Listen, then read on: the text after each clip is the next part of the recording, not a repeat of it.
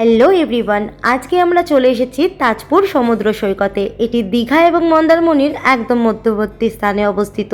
বাকি সমুদ্র সৈকতের থেকে বেশ খানিকটা শান্ত, নির্জন এবং নিরিবিলি। যারা কাপল আসতে চাইছো বা ফ্যামিলির সাথে আসতে চাইছো, কোয়ালিটি টাইম স্পেন্ড করতে চাইলে এইখানে চলে এসো। আমরা তো এখানে সপরিবার চলে এসেছি মজা করতে, তবে তোমরা যারা সামার ভেকেশনে এরকমই কোনো একটা জায়গায় কোয়ালিটি টাইম স্পেন্ড করতে চাইছো তাদের জন্য এই ভিডিওটা। সবার প্রথমে দেখে নাও এখানকার সৌন্দর্য।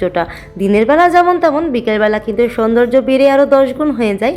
তবে ভিডিওর মাঝখানে একটা সতর্কীকরণ দিয়ে রাখি, যারা এখানে আসতে চাইছো বা স্নান করতে চাইছো তারা একটুখানি খেয়াল রেখো, এখানে কিন্তু প্রচুর পরিমাণে চোরাবালি রয়েছে। আগে সাবধানতা, তারপরে ঘোরাঘুরি। চলো তোমাদের সাথে শেয়ার করে দিই তোমরা কিভাবে তাজপুরে আসবে। সবার প্রথমে তোমরা ধর্মতলা থেকে দীঘাগামী কোনো বাসে উঠবে এবং বালিশাই বাস স্ট্যান্ডে নামবে। সেখান থেকে তোমরা অটো বা টোটোর মাধ্যমে পৌঁছে যাবে তাজপুর সমুদ্র সৈকতে। যদি আগে থেকে তোমরা কোনো হোটেল বা রিসর্ট বুক করে রাখো তাহলে নাম করলেই তারা তোমাদেরকে সেখানে নামিয়ে দেবে। আর যদি আগে থেকে কোনো কিছু বুক না থাকে তাহলে এই ভিডিওটা তোমাদের জন্য। এটা হলো তাজপুরের মেইন সি বিচ এরিয়া। এখানে বেশ কয়েকটা দোকান রয়েছে যেখান থেকে তোমরা কেনাকাটা করতে পারবে নিজের পরিবারের জন্যে।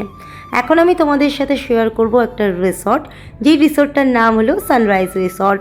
এবং এই রিসর্টটা একদম সমুদ্রের গায়ে লাগানো রয়েছে এবং রিসর্টের সাথে রয়েছে অনেকগুলো বাসের হোটেল, যেখান থেকে তোমরা সমুদ্র অনুভব করতে পারবে। এছাড়াও হোটেল থেকেও তোমরা কিন্তু সমুদ্র অনুভব করতে পারবে। তো চলো, আমি তো তোমাদের বাইরেটা শেয়ার করেই দিলাম, এখন আমি তোমাদের সাথে রিসর্টের রুমগুলো কেমন সেটাও শেয়ার করে দিই। চলো ভেতরে যাওয়া যাক। যেতে যেতে তোমাদের সাথে শেয়ার করে দিই, এদের কিন্তু নিজস্ব রেস্টুরেন্ট রয়েছে এবং খাবার কোয়ালিটি খুবই ভালো। এদের রুম সার্ভিস অ্যাভেলেবেল আছে এবং স্টাফদের ব্যবহার খুব ভালো।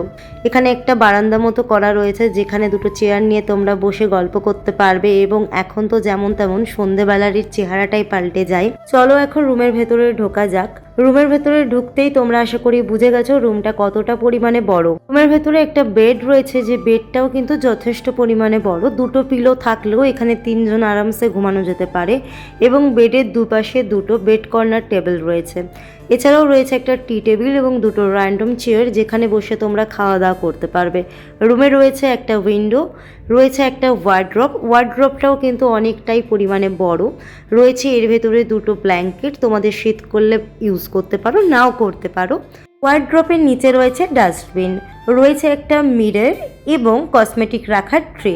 এখানে প্রত্যেকটা রুমে কিন্তু এসি অ্যাভেলেবেল আছে, এই রুমেও তার ব্যতিক্রম নয়। আর রয়েছে একটা সিলিং ফ্যান, সাথে রয়েছে প্রত্যেকটা ঘরে একটা করে স্মার্ট টিভি। চলো টয়লেট শেয়ার করতে করতে তোমাদেরকে এটাও শেয়ার করে দিই রুমের রেন্ট কত। 1500, 1500 টাকা করে রুম রেন্ট রয়েছে।